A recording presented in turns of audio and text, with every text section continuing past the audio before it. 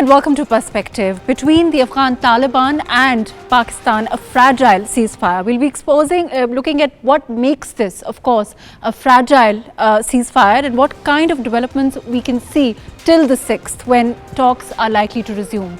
We'll be looking at, of course, the ramifications of this development in the light, of course, of the involvement of Turkey and Qatar also. The guarantors at this time, those that have intervened on behalf of Pakistan also.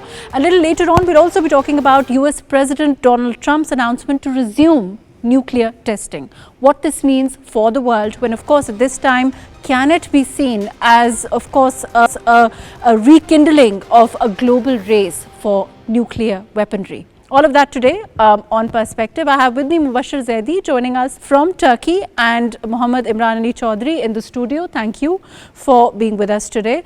I'm going to go to Mubashir. Mubashir, as far as this ceasefire is, we're looking at and the fragile nature of it, I want to explore this a little bit because, of course, we have seen the intervention, the facilitation of Turkey and Qatar also, other partners also. How are you looking at this development, and do you see it extending beyond the 6th in terms of the reactions that we've seen? We've also, of course, had statements from our own defense minister. How are you looking at things? Well, first of all, we need to understand that modalities of whatever has been agreed upon in Istanbul talks will be finalized in next week, when on November 6th, the principal meeting will be here in Istanbul. So for now, the marathon session that has happened in Istanbul, Pakistan has effectively given its point of view and shared the evidence with the facilitators, that is Turkey and Qatar, that Pakistan has a genuine reason to believe that all the terror attacks against Pakistanis are being planned, executed, and masterminded on Afghan soil by the TTP, the banned TTP. So Pakistan has asked categorically to the facilitators as well that they have to force Taliban to rein in TTP and BLA, which are working from there. Initially, Afghan Taliban tried to do the same thing that they had been doing with Pakistan over the years, that wherever Pakistan had given them proofs of where TTP leaders are hiding, they would facilitate the TTP to change the place and go somewhere else. So we had been doing it over and over again, and Afghan Taliban, instead of reining it. Mubashir, let me interject here. You said yourself that we have been doing it again and again. In terms of this round, of course, the tone of Pakistan, the way that we have said that this is our red line and no to some talks, and that making a difference doesn't seem to be on the agenda when we look at just talks. We've also, of course, said that this line, Pakistan will not allow the Afghan Taliban to cross this line anymore. Do you think the tone itself has now conveyed that we will not put up with, any kind of just whitewashing, any kind of placation at the hands of the Afghan Taliban? Because, of course, as I understand, the delegation came back and it was on the way back to the airport. So things have to have really changed, or have they, in your opinion? Well, for now, I believe till we finalize the modalities next week, the things still remain the same. The only thing that has changed is that Turkey and Qatar has apprised Pakistan and told Pakistan that they will try their best to let Afghan Taliban know that it has to rein in TTP and BLA that are working from there and masterminding attacks against innocent Pakistanis. So I think on the Pakistani side, we have conveyed it very effectively and with evidence. Now, this time, not to just the Afghan Taliban, but also to the facilitators and the guarantors of this agreement. And at one point of time, because I was covering it here, Pakistan has shared evidence and even the guarantors were surprised, and they had to tell Afghan Taliban that these are irrefutable evidence that has been provided by Pakistan. You need to go back uh, and plan a strategy how to effectively rein in these banned outfits and militant outfits or terrorist outfits. You've mentioned, the irrefutable evidence that has come from the Pakistan side. When we look at this UN report, the 36th monitoring report that has come in from the UN Security Council, and like you said, of course, there is irrefutable proof in front of the Afghan Taliban. Do you think that, this extension, when we look at the date on the 6th, do you think there's going to be a further extension? Do you think that the Taliban are trying to buy time in terms of, the kind of negotiations at play? In terms of their mind, in terms of the modalities, in terms of border management, where are things, in your opinion? Well, I think Afghan Taliban are still not uh, realizing that Pakistan is on the verge. And Pakistan has been giving them evidence over the year, dossiers over the years, but they haven't acted yet. And we fear that this time would be no different. The only different thing here is that the guarantors have told Pakistan that if these attacks happen and Afghan Taliban fail to rein in TTP and BLA, then there will be violating the ceasefire agreement, and there will be penalty for that, as mentioned in the joint statement that has come. So Pakistan still believe that Afghan Taliban are not willing to rein in TTP over there, and they would still be doing the same thing over and over again, which they had been doing in the past by letting TTP know that they have to change places in case Pakistan tries to attack their hideouts. But Pakistan has made it very clear that any incident that Pakistan believes would be planned and masterminded from Afghanistan will be dealt with, and Pakistan will react and attack the terrorist hideouts in Afghanistan. On that note, please stay with us. I'm going to go to Ambassador Saab here in the studio. Imran Saab, of course, thank you for joining this. We've spoken before on this. In terms of these continuing negotiations, a statement by the defense minister, there is no hope from the Taliban regime in mediation talks. We want sincerity and a solution to the problem. Do you think, in the background of what Mubashir just said, do you think that the Taliban are comprehending how serious the Pakistani delegation and Pakistan state is in this time as far as perpetration of terrorism from their side is concerned? I think they're comprehending our seriousness, but at the same time, we don't know whether it's their inability or whether taking on the TTP would mean an internecine war in Afghanistan. Okay. So as far as Pakistan's policy is concerned, we must continue with diplomacy, but at the same time, our state should be able to intercept people coming from Afghanistan. So we can't rely on the government of Afghanistan, I'd call it the government, to do all the work for us because of their inability. There are factions there. Some factions are good with the TTP, others are not so good with them. So whereas we must show our seriousness, but at the same time, we must be able to intercept them, to take them on in our tribal areas, and to stop them from escalating further. So you're saying that there has to be a two-pronged strategy at play here. There can't, even though we are talking and we know that perpetration of terrorism, the interference is still continuing. So there has to be a hard action at the same time that we talk to them. There can't be a unilateral approach to this. Yes, and if there is a hard action, we don't need to raise trumpets and tell the world that we've taken that action, because that doesn't work. Okay. Intel-based actions, not announced everywhere.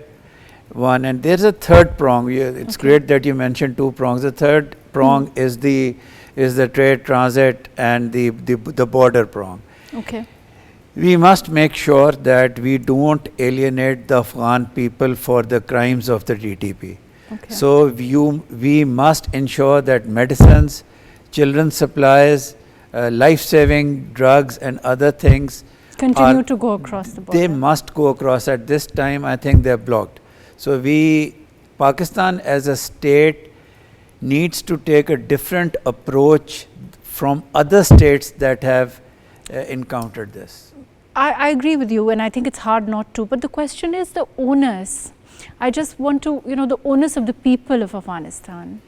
Does it not fall? I know this is a difficult question, but does it not fall invariably on the Afghan Taliban government? Yes, but sometimes people can't change governments. Sometimes they are bestowed with government. Sometimes changing takes time.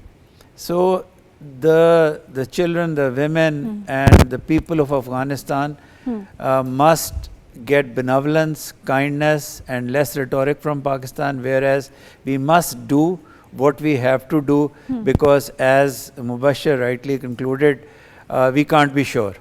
Let me go to Mubashir, I'll come back to you. Mubashir, we've been talking about this and let's particularly focus on the border. In terms of the difficulties there, in terms of border management, how feasible is it for us to do what Abbas here is saying? Manning it, ensuring that the necessities, do cross the border for the civilians, but at the same time ensuring that terrorism doesn't. Well, I think we need to improve our intelligence in border areas with Afghanistan. I think that is where we had lacked, or even the terrorists have succeeded, that we need our human intelligence over there is lacking. That's why there are several points where terrorists could make an incursion into Pakistan.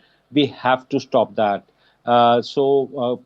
With saying that, but that doesn't mean that we could, spare Taliban over there who are planning and who are training terrorists and, brainwashing people and preparing suicide attackers to go into Pakistan and attack on civilian and military installations and kill innocent people. So I think the border management, yes, half of our, it's also our responsibility.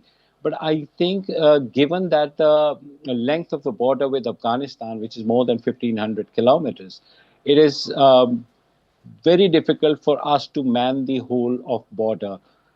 So that is where we need to improve our intelligence and make sure. And I think we need to ask other countries for equipment like drones so that we could ensure that no incursions take place. And I think we are talking to China, we're talking to Turkey, because this is now everywhere. You see Russia, Ukraine, or wherever you see a war, drones play a very important role. I wanted to come to that, the role of third parties who can assist us in this border management. Like you said, of course, the border is huge and a verification method, a monitoring method has to be devised. But in terms of agreement from the other side, do you think these 6 or so days, will make a conclusive difference, first of all? Well, I doubt that, frankly, because speaking to the delegates here, I still believe that the main point of contention still remain. Pakistan wants Afghan Taliban to rein in the terrorist groups like TTP and BLA. But I think since TTP has taken oath of allegiance to the Afghan Taliban Amir, and they have fought alongside them against the US in the past, so Afghan Taliban somehow hesitant in reining in these groups. As Ambassador Sahib pointed out, there could be fighting within themselves over this, but then Pakistan has to ensure that terrorist attacks planned and masterminded beyond the border should be stopped within Afghanistan. Half is of our responsibility and majority of their responsibility. I want to come back to you. Please stay with us. This question to Ambassador. Ambassador, in terms of the 6 days, in terms of, whether Mubashir also said that he is, reluctant to have hope in, do you think it's a delaying tactic? Because earlier on, it was also said that the Taliban there, the delegation there doesn't have effective mandate. How do you look at it? It could be one of the reasons, but I still think that as progressively we have had them come down to exactitude. Yeah. So maybe 6 days later we'll have them move 2 steps forward. But again, it's not going to be neat. It's going to be a reluctant, step. Yes, a reluctant that they're going to have to take, that they're going to be forced to take. But do you think, Mubashir, do you think that the involvement of other partners like Turkey, Qatar, has had a substantial effect on these negotiations? Certainly a positive one, but how would you rate it? Well, I think Turkey has been very forthcoming to Pakistan. As far as Qatar, I don't know if I say it or not, but since I covered those talks, the head of the Qatari delegation was their ambassador to Afghanistan. So he had some sort of a sympathy with Afghan Taliban, and he was reluctant to totally accept Pakistan's point of view, and that actually delayed talks here. Effect overall when we look right.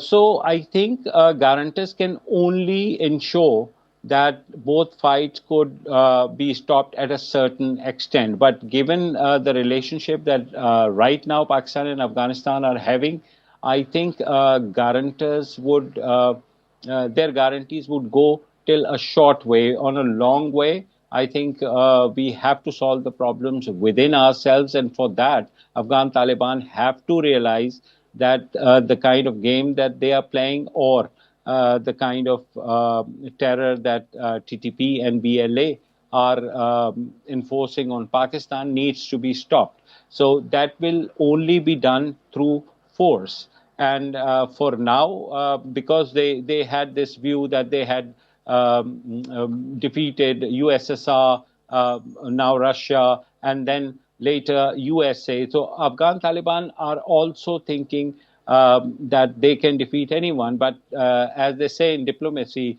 that you can't change neighbors. So we are their neighbor. We have had very good relations with them, but this is not the way how neighbors live. Mubashir, thank you so much. I know that you have limited time. Thank you for joining us. Ambassador, are we buying this time? Of course, what Mubashir said, whether they consider themselves very good negotiators. The question is that the state of Pakistan is not buying this delaying tactic anymore. There is a full stop to this, right? And it seems to be that if we look at 6 days and the speed of it, don't you think that itself shows the seriousness? Yes, it does. We are not buying it. They're getting another week to go back. Come with recommendations.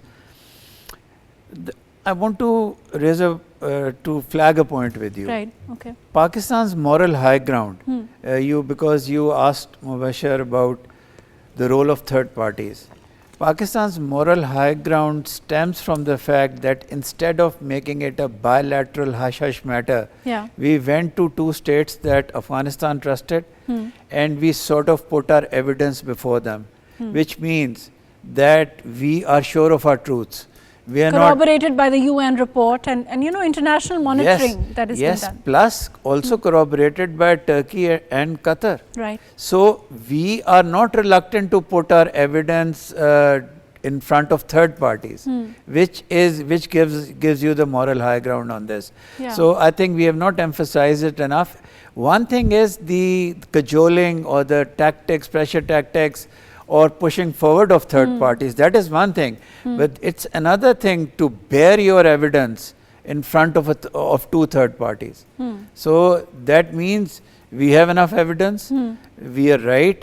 And we're not afraid to show the world that this is why we're right. Exactly. So, when a few months ago, Pakistan asked the largest state on our sites to share evidence or to involve third parties, they started running as if there was a hurricane on them.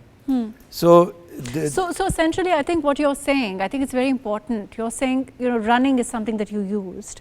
Whether we look at, it seems to be more of a running, evading exercise, in terms of buying time, or if they have to go back and get the kind of, mandate that they need, then this should be enough to do that, right? Yes, this should be enough to do that. We have to be large-hearted, kind, and act like the much larger and the stronger neighbor compared to Afghanistan that we are.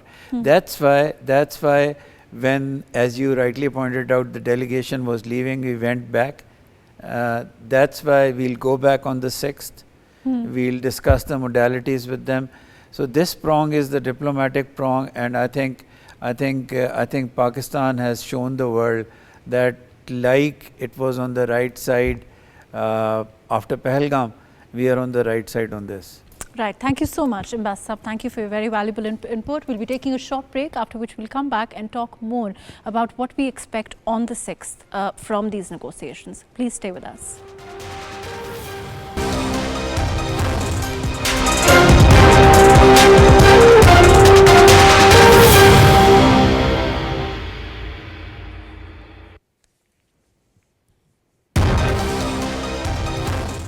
Right, welcome back. We have with us Shahryar, who's a security analyst. Thank you so much for being with us. Shahryar, I want to go on and talk about, of course, these negotiations that are happening between the Taliban and Pakistan. The 6th, of course, is the next date. Something that Khwaja Asif said, he said, our demand is that if we are to live as neighbors, the protection of TTP must be completely stopped. Until TTP's protection ends, our relations with Afghanistan cannot return to normal.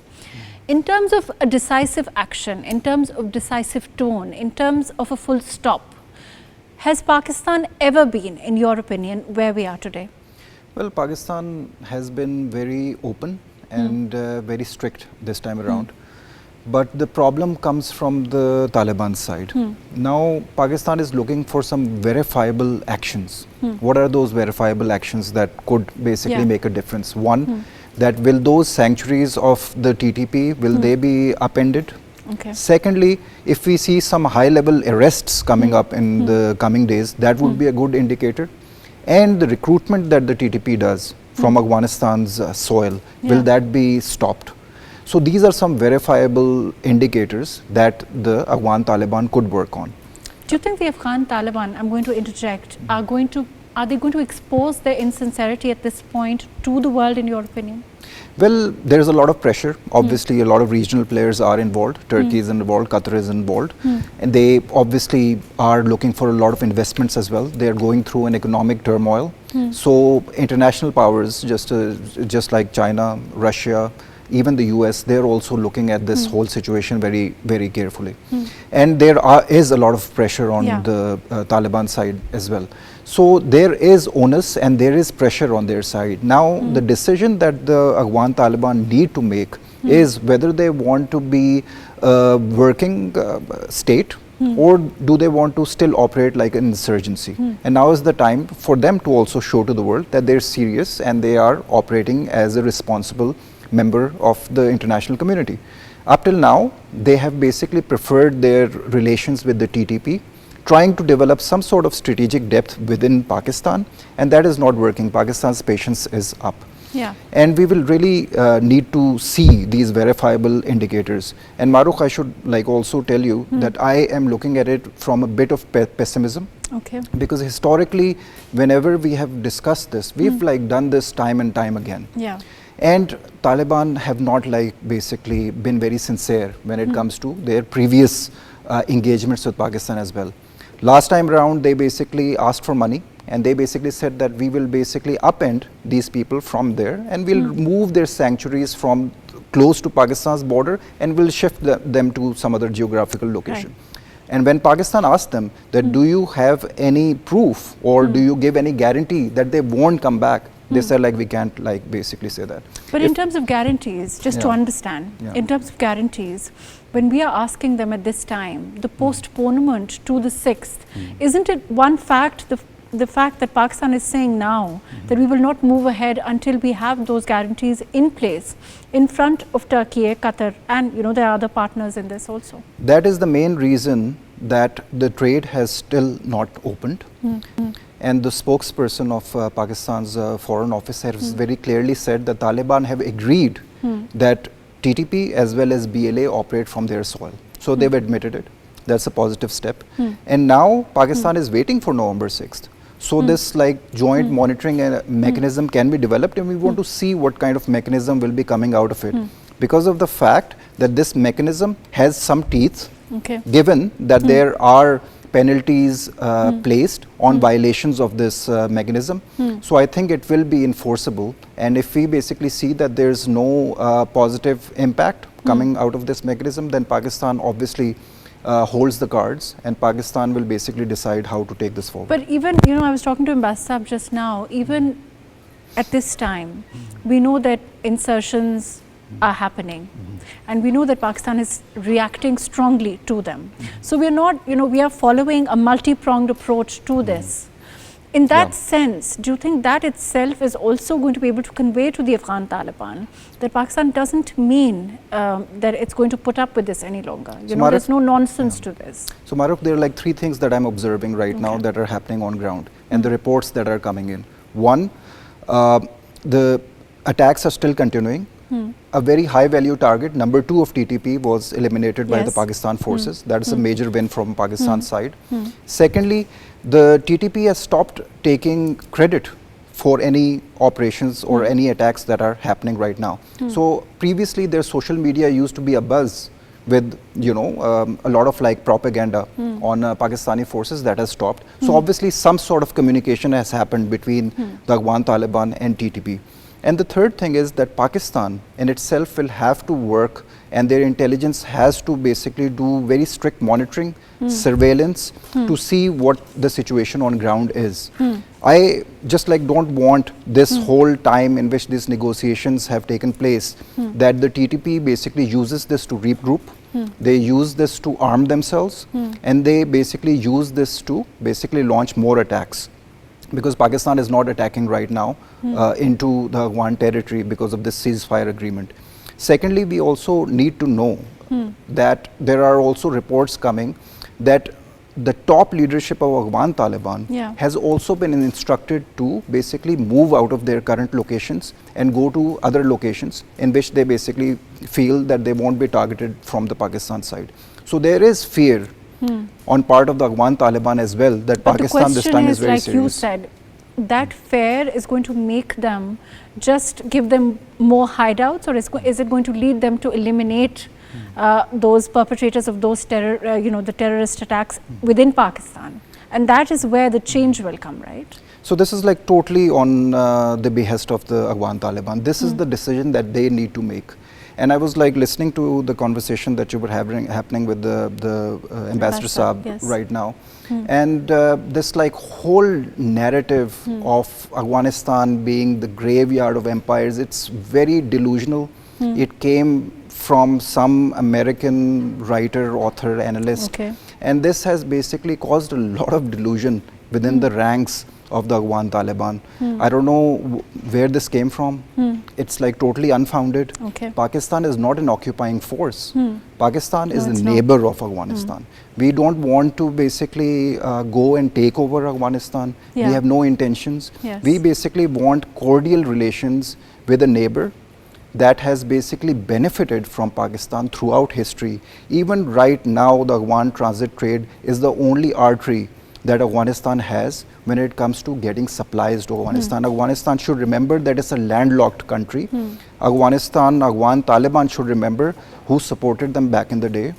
And this is the time that the Afghan Taliban should have used Pakistan's goodwill into developing a good reputation into the international community. Not to basically hold on to some fantasies that some American analyst cooked up, and they basically think that they can pressure Pakistan and develop some sort of relevance in Pakistan's border areas. But do you think whatever's happened more recently, the reaction that they've seen from the state of Pakistan, has that not opened their eyes further? This has opened up their eyes. That's why they ran to the negotiating table. Pakistan didn't ask for these negotiations. But maybe, you know, that when we saw earlier on, like you said, we've been there before, in terms of how different these negotiations are. You know, they ran to the negotiating table thinking they could mollify Pakistan, or they could, you know, sort of placate us into a false sense of security, but that doesn't seem to have happened.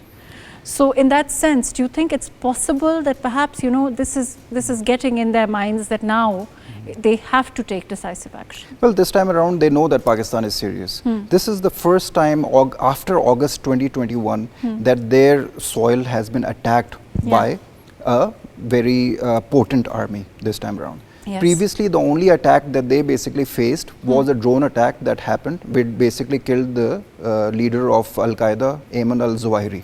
Other than that, they have felt very complacent and safe since then, because international community is done with Afghanistan. They have nothing to do with Afghanistan, and the situation, the human rights situation on ground is grave. Of which we've been giving them a lot of latitude because of the people, because of the children, because of the women, because of our ties with the Afghan people. Exactly. And that hasn't really, you know, one has to acknowledge, bought us anything. Since August 2021, for at least like a year and a half, Pakistan advocated for this government throughout the world. And Pakistan advocated that their funds should be released. Pakistan advocated that they should be given a seat. That they should be getting wheat, that they should be getting essentials. Because of the people, the medicines from across the border. And Pakistan, let's not forget, hosted around 3 to 4 million Afghans for the last 30 to 40 years. What Pakistan has done for Afghanistan, if you look at the neighboring countries, if you look at the Central Asian states, if you look at Iran, if you look at other countries, Pakistan is the only country that has actually opened their borders for Afghans for the last 40 years. Even if an Afghan is... At what cost to us? Exactly, to cost to Pakistan, to Pakistan's security, to Pakistan's economic situation. Any Afghan, even if he lives at the border of Afghanistan and Uzbekistan, when they have to use medical facilities, they travel to Peshawar.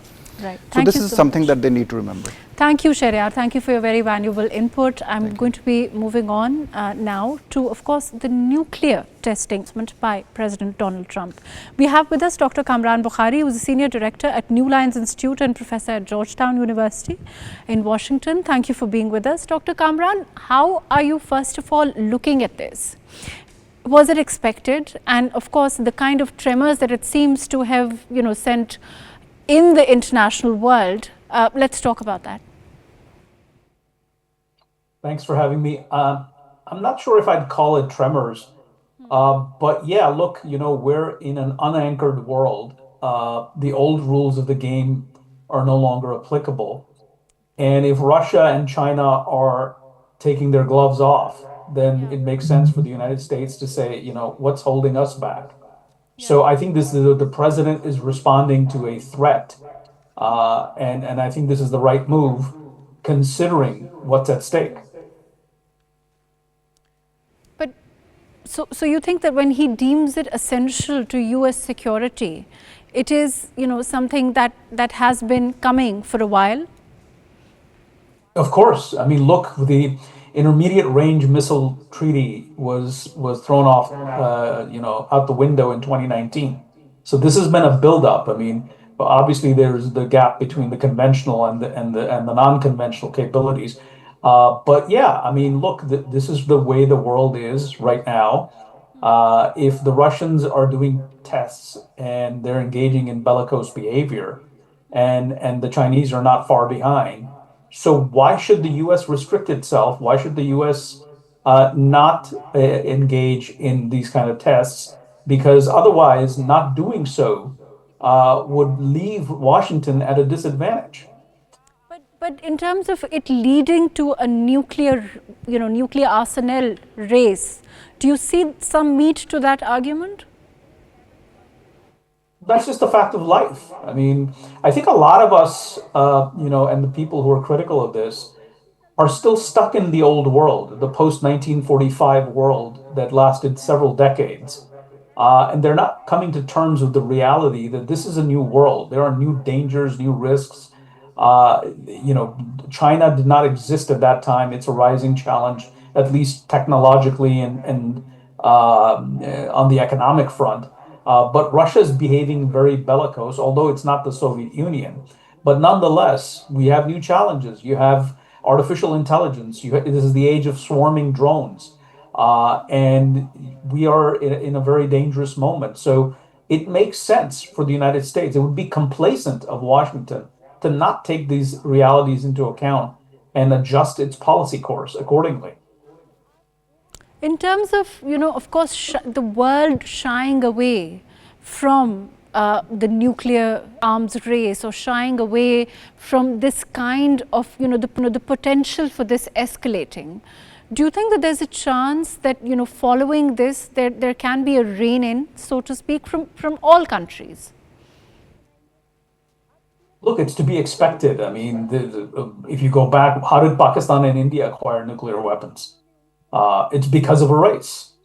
And it's because of, what was happening in the era of the Cold War. And so, this is nothing new. It's just that I think the world drank the Kool-Aid of, a liberal international rules-based order a bit too heavily. That order was a way for the United States to manage global security after World War II. To consider that as the new normal, and then looking at everything else as somehow a deviation from what, and referring to that order as the normal, and then looking at everything else as a deviation, is where the flaw is, analytically speaking.